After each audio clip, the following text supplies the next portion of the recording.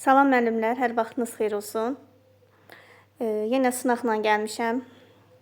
10 dənəlik sualdır. Ümidvaram ki, sizə dəstək ola biləcəm. Hardasa istiqamət verə biləcəm. Uğurlar arzulayıram hər birinizə. İstər miqi imtahanda, istər sertifikasiya imtahanında. Uğurlar olsun. Deməli, gəlin baxaq birinci suala. Müəllim sinifdə nəzakətli sözlərdən istifadə edin. Belə bir qayda qoyur. Amma Nicat bu qaydaya əməl eləmir. Hətta kobud sözlərdən istifadə edir, müəllim isə bunu görməzdən gəlir. Fərid isə fikirləşir ki, əgər bu qaydalar düzgün məqsədlərə xidmət etmirsə, nə məna kəsb edir? Bir qayda varsa, hamı üçün bu qayda bərabər olmalıdır və əməl etməlidirlər. Kolbergə görə Fərid mənəvi inkişaf nəzəriyyəsinin hansı mərhələsindədir? Deməli, müəllim qayda qoyub, nəzakətli sözlərdən istifadə edin qaydasıdır. Və Fərid, deməli, Nicat buna əməl etmir. Hətta bu qaydanı pozur, kobud ifadələr işlədir. Fərid isə qayda qoyulubsa, ona əməl etməyi, əgər əməl olunmursa, nə mənası var? Yəni, qoyulan qaydalarda bir ədalətlilik axtarışındadır Fərid. Ona görə də, əgər burada ədalət axtarılırsa, Fərid sosial müqavilə və yaxud da sosial razılıq mərhələsindədir. Çünki biz demişdik ki, prekonversional səviyyənin 2 dənə mərhələsi var. Sosial müqavilə və universal etik prinsiplər. Fərid ədalət axtarışındadırsa, deməli, sosial müqavilə mərhələsindədir. Bu isə ən yüksək mərhələ olur Kolberg nəzəriyyəsinə görə. Təbii ki, biz orada Kolberg nə deyir? Deyirdi ki, məsələ o deyil ki, uşaq hansı mərhələdədir. Yəni, onu tapıb uşağı danlamaq lazım deyil ki, niyə bu mərhələdədir. Əsas odur ki, o mərhələni tapmaq lazımdır və şagirdi digər yüksək mərhələlərə doğru inkişaf elətdirmək lazımdır. İkinci sual. Müəllim dərs zamanı yarana biləcəyi mümkün qarşılığın qarşısını almaq üçün sinif prosedurlarını tətbiq elədi. Məsələn, sualınız olarsa, sakitcə əlinizi qaldırın və müəllimin sizi görməyini gözləyin və s. Əgər şagird prosedura əməl edirsə, şagird emosional taksonomiyanın hansı mərhələsindədir? Biz demişdik ki, əgər şagird bir şeyi sakit şəkildə, pasiv şəkildə dinləyirsə, bu qəbul olunmadı. Yox, artıq ona reaksiya bildirirsə, ona əməl edirsə, ona qarşı hər hansı bir fikir ifadə edirsə, bu cavab vermə mərhələsi. Əgər onu artıq qəbul edib, ona əməl edirsə, deməli, şagird cavab vermə mərhələsindədir. Cavab D variantı. Üçüncü suala baxırıq. Yəni, qaydalara əməl etmək cavab verməz. Dinləmək qəbul olunmadı, artıq qəbul edirsə, deməli, ona reaksiya verir. Verilənlərdən biri Bibo üsulu ilə bağlı deyil. Baxaq. Şagirdlərin bildikləri arasında nə dərəcədə düzgün əlaqə yarada bilib, bilmədiklərini və bəzən keçirənlərin anlama dərəcəsini yoxlamaq üçün istifadə edilir. Təbii ki, bu Bibo üsuluna aid deyil. Bu, deməli, müəllim bu üsuldan istifadə etməklə şagirdlərdə qaranlıq qalan məqamları aşkara çıxardır. Bu 3-2-1 üsuludur, anlama dərəcəsini ölçür. Digərlərinə baxırıq. Şagirdlərə mövcud bilikləri ilə yeni biliklər arasında əlaqə qurmağı biz bilirik ki, bilirəm, Bibo nədir, bilirəm, istəyirəm, biləm, öyrəndim. Keçmişdə bilir, bilmək istəyir və öyrəndi. Öyrəndikləri ilə bildikləri arasında əlaqə yaradır. Bir düzdür. Müəllimlər üçün diaqnostik bəli, Bibodur, klasterdir. Bunlar diaqnostik qiymətləndirmə üsulu kimi, həm təlim üsulu kimi, həm diaqnostik qiymətləndirmə üsulu kimi istifadə oluna bilər. Düzdür, diaqnostikin başqa üsulları da var. İndi yəni bu dərslə əlaqəli bunlardır. Bu üsul müəllimə şagirdin bilik səviyyəsi barədə fikir verir və şagirdlərə öyrəndikləri haqqında refleksiya bəlli. Çünki bilirəm, istəyirəm, biləm, öyrəndim. Yəni, nə bilirdi və nə bildi. Onlar arasında əlaqə yaradır və refleksiya edir. Sualları formalaşdırmaq üçün uğurlu üsullanı bilir, bəli. Çünki bilirəm, nəyi öz-özünə sual verir, nəyi bilirəm, nəyi öyrəndim. Suallar formalaşdırır da, düzdür. Deməli, aid olmayan A variantı idi. Yanlış fikri müəyyən edək. Alt standart öyrənmə mühitinin düzgün qurulmasına xidmət edir. Biz demişik ki, alt standart hər gün dəyişir və bizə təlim məqsədlərini, təlim strategiyalarını, təlimin davamlılığını, düzgünlüyünü formalaşdırmağa kömək edir. A düzdür. Alt standart təhsil verənə 2 və daha artıq fənnin konsepsiyası, yəni bu inteqrasiyasını təmin edir. Bayaq dedikdə təlimdə inteqrativliyi, davamlılığı, düzgünlüyü, dəqiqliyi Alt standart müəyyən edir, o da düzdür. Alt standart il ərzində dəyişmir. Alt standart il ərzində dəyişmir. Bunun bəzi müdavimlər səhv götürüb. İl ərzində dəyişmir o deməkdir ki, yəni gün ərzində dəyişir. Hər gün dəyişir, o anlamdadır. Ona görə burada C-ni düz götürürük. D. Məzmun xəttləri səviyyələr üzrə dəyişmir. Ümumiyyətlə məzmun xətti heç vaxt dəyişmir. Bunu bilirik. Y burada səhv Y-dir. Niyə? Alt standart təlim nəticələrini ümumi şəkildə təsvir edir. Bu düzdür, ümumidir. Amma davamı da var axı. Təlimin davamlı inkişafını və inteqrativliyini əsas standart təyin eləmir, alt standart təyin edir. Ona görə cümlənin əvvəli düz olsa da mütləq demişəm, imtahanda cümlənin sona qədər oxuyun. Əvvəli düz ola bilər, amma axırı görürsünüz düzgün deyil. Ona görə Y variantıdır. Burada deyiblərdir, əvvəli gülməlidir, axırı ağlamalıdır. Yəni, axırda ağlamamaq üçün gərək cümləni bütöv oxuyasınız. 5-ci sual. Mövzu ilə bağlı tələb olunan məlumatlar şagirdlərə təqdim edilir. Aha. Şagirdlərə məlumatları nəzərdən keçirməyə zaman verilir. Ehtiyacı olanda faktlar üçün kömək olunur. 2 cüt birləşir, 4 nəfərlik qrup yaradır. Fikir versinizsə, şagird tək başlayır, sonra cütanla davam edir, sonra qrupla, sonra həmin qrup 8 nəfər olan prosesə qədər davam edir. Deməli, neynədir? Artıq kollektivə doğru gedir. Hər 4 üsulun 4-ün də, 4 iş formasının 4-ünü də özündə birləşdirir. Nə?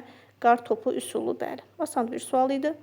Həyat bilgisi dərsində şagirdlər müşahidələr nəticəsində belə qərara gəlir ki, zavodlardan ətrafa buraxılan tüstülər insan sağlamlığına mənfi təsir edir. Nəfəs almanı çətinləşdirir və belə. Şagird düşünür ki, bu problemi aradan qaldırmaq üçün davamlı şəkildə yeni planlar hazırlamaq zəruridir. Deməli, şagird problemi həll etmək üçün plan hazırlayır. Bu zaman, deməli, burada inteqrasiya da var, taksonomiya da var, sonra nə var? Elə ikisi var. İnteqrasiyadırsa, deməli, həyat bilgisi dərsində şagirdlər müşahidə nəticəsində belə qərara gəlirlər ki, deməli, həyata bir problem var. Deməli, burada mütləq ki, fənüstü inteqrasiya olacaq. Əgər problem həll olunursa, həyata bir problem, burada təkcə həyat bilgisi dərsi kifayət eləməyəcək. Digər fənlər də ora əlavə olunacaq. Deməli, burada həm nə var? Həm fənlər arası var, həm fənüstü var. Təbii ki, şagird planı tərtib edib, o problemi oradan qaldırmaq istəyirsə, deməli, yaratma mərhələsi. Çünki problemi həll etmək üçün təklif irəli sürmək yaratmaq mərhələsindədir. Deməli, olacaq fənlər arası, fənüstü, yaratmaq. Cavab C. Növbəti sual. Cədvələ əsasən müəllimin fəaliyyəti ilə bağlı uyğunluğu müəyyəndir. Doğru, yanlışları necə edirdik? Uyğunluq deyirsə, doğrudan doğru, yanlışdan yanlış. Müəllim öyrəniləcək mövzunu şagirdlər tərəfindən daha rahat anlaşılmasını təmin etmək üçün həyati nümunələrdən istifadə edir. Bu doğrudur. Həyatdan bir sitat gətirir, daha yaxşı.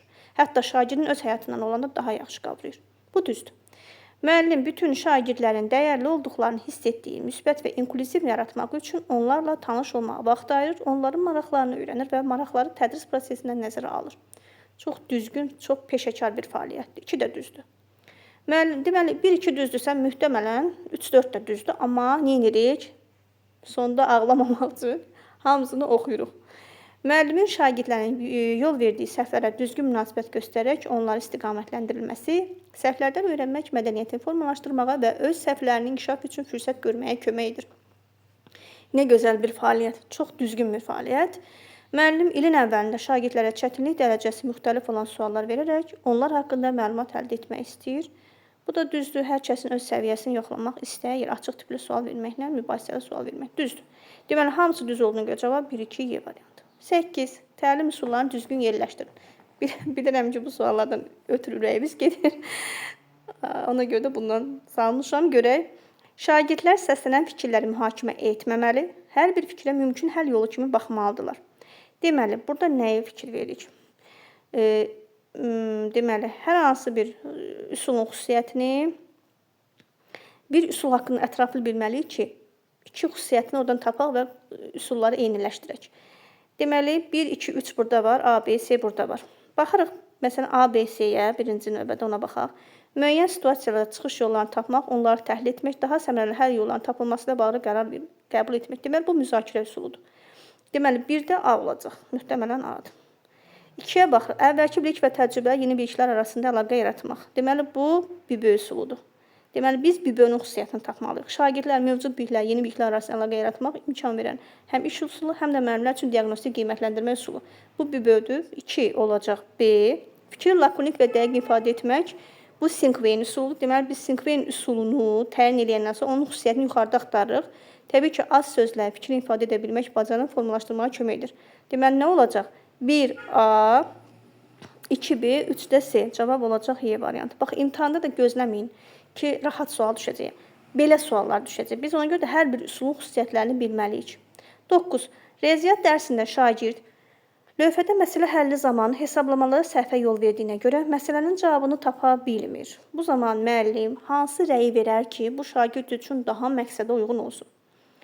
Müəllim nə deyər? Məsələn, A-da deyərmi ki, sən düz hesablamırsan, icazə ver, mən həll edim. Təbii ki, bu olmaz. Müəllim şagirdin yerinə misalını həll edə bilməz. Bu düzgün fəaliyyət və rəy deyil ümumiyyətlə. A-nı atdıq, qırağa getdi. Müəllim B-də deyir ki, sən həmişə bu tip məsələlərdə səhvə yol verirsən. Vay, vay, vay. Şagirdin bütün həvəsi getdi. Bu cür məsələlərə diqqət yetir və həlli yollarını diqqətdə saxla. Bu effektiv olarmı? Xeyr. Müəllim elə danışandan şagirdi həvəsdən saldı. Bunu qoyduq bir kənara. Bu da olmaz. Qoymadı. Ümumiyyətlə atdıq getdi. C-də deyir ki, bu doğru cavab deyil. Sənə çox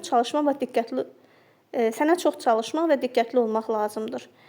Bu effektiv ola bilər. Onsuz da şagird görür ki, o doğru deyil də. Sən bunu elə eləməlisən ki, uşaq doğruya doğru getməlidir. C-ni də tulladıq getdi. Y-yə baxırıq. Müəllim deyir ki, sən yenə də hesablamalarda səhvə yol vermirsən. Sənə daha çox misal həll etmək və çox çalışmaq lazımdır. Müəllim nədən başladı? Negativdən başladı. Bir dənə D-yə baxırıq. Sən hesablamalarda səhvə yol verdiyin üçün məsələnin cavabını tapa bilmirsən. Hesablamalarını birdə gözdən keçir və səhvini düzəlt. Görürsünüz, müəllim artıq şagirdə harda səhv etdiyi üzrə istiqamət verir. Sən hesablamada səhvə yol verdiyin üçün, deməli, istiqaməti verir ki, sən nəyə ən çox diqqət elə? Hesablamaya ayır. Yəni, səhvin oradadır, oradan başla. Və hesablamanı birdə gözdən keçirt. Gör, harda səhvə yol vermirsən. Onu düzəltsən, cavabı tapa biləcəksən. Deməli, düzgün istiqamət olanda məqsədə doğru da düzgün getmək olur. Qrup işi zamanı müəllim müşahidə edir ki, şagirdlərdən biri müzakirələrdə dominantlıq edir. Dominantlıq nə idi? Yəni, bir uşaq qrupu idarə etməyə çalışır. Bu da digər şagirdlərin fəaliyyətdən kənarlaşmasına səbəb olur ki, nəticədə şagirdlərin öyrənməsi aşağı düşür. Müəllim neynəməlidir ki, daha səmərəli problemi həll etsin? Dominantlıq edən şagirdə mane olmamaq lazımdır. Çünki onun üçün öyrənmə prosesi yüksək səviyyədə gedir. Yaxşı, onun üçün öyrənmə yüksək gedə bilər. Axı, digər şagirdlər də var qrupda, onları nəzərə almaq lazımdır. A-nı qoyduq kənara. Qaydaları xatırlatmaqla prosesə müdaxilə edib digər şagirdlərlə müzakirəyə təşviq etmək məqsədə uyğundur. Bunu qoyaq kənara, bu qalsın. Baş verənləri görməzdən gəlmək bu mümkün deyil. Bunu heç qəbul etmirik. Görməzdən gəlməklə problem həll olunmur. C-ni getdi. A-la C-ni qoyduq kənara. Dominantlıq edən şagirdlə dərsdən sonra danışmaq və sinif yoldaşlarına qarşı daha açıq olmağa təklif etmək məqsədə uyğundur. Amma bizə dərsdən sonra lazım deyil. Biz bu dəqiqə bu problemlə qarşılaşmışıq. Bizə bu dəqiqə problemi həll etmək lazımdır. Bu D variantı bu ikinci addımdır. Birinci addım olaraq biz problemi həll etməliyik ki, bu qrup işi fəaliyyətini bitirsin. Ona görə də D oxşaya bilər. Amma D bu problemi həll edəndən sonraki məsələdir. Ona görə D-ni seçə bilmirik. Y-də də dedik ki, qrupdakı şagirdlər arasında vəzifə bölgüsü aparmaq və bütün şagirdlərin müzakirədə bərabər hüquqlu iştirakına şərait yaratmaq məqsədə uyğundur. Bu da qrup işi başlamamışdan qabaq bunu etməliydik. Artıq burada problem yaranırsa, həmin anda tətbiq eləyəcəyimiz məsələdir. Yəni, məsələn, yeni əgər biz tətbiq eləsəydik, indi bu problemlə qarşılaşmazdıq. Əgər bu problemlə qarşılaşmışıqsa, bunun üçün əvvələ qayıtmırıq, nə də sonraya qayıtmırıq. İndiki zamanda nə eləyə bilərik, onu tapırıq. Təbii ki, burada B variantı daha uyğundur. Qaydaları xatırlatmaqla prosesə müdaxilə eləyir müəllim. Deyir ki, uşaqlar, biz qrup qaydaları qoymuşduq. Hamı bir yerdə işləsin, hamı bir-birinə dəstək olsun. Bu qaydaları unutmuruq. Xatırlatdı mı? Sonra həmin şagirdi, elə bir ki, həmin şagird artıq başa düşür səhvini və şagirdlərin digər də müzakirəyə qoşulur və problem həll olur. Daha sonra biz məsələn, dərsdən sonra məsələn, dominantlıq edən şagirdlə danışa bilərik. Amma biz hal-hazırda nə etməliyiksə, cavab onu seçməliyik. İmtahanda da belədir. Variantlar oxşaya bilər, cavablar bir-birindən oxşaya bilər. Fikirləşə bilərsiniz. Amma bir şey fikirləşin ki, biz indi bu dəqiqə üçün bu problemi həll etməliyik. Əvvəl məsələn, belə deyək də, vəzifə bölgüsü aparsaydıq belə bir problem olmaz. Deməli, aparmamışıq. Bu dəqiqə belə bir problem yaranıbsa, biz indi bunu necə həll etməliyik, ona baxmalıyıq. Mütləq ki, həmin an üçün problem həll etməni seçməlisiniz. Əvvəl üçün, sonra üçün yox. Bu qədər müəllimlər. Ümid edirəm ki, sizə dəstək ola bildim hardasa. Çox sağ olun ki, dinlədiniz və abunə olmağı da unutmayın. Təşəkkür edirəm.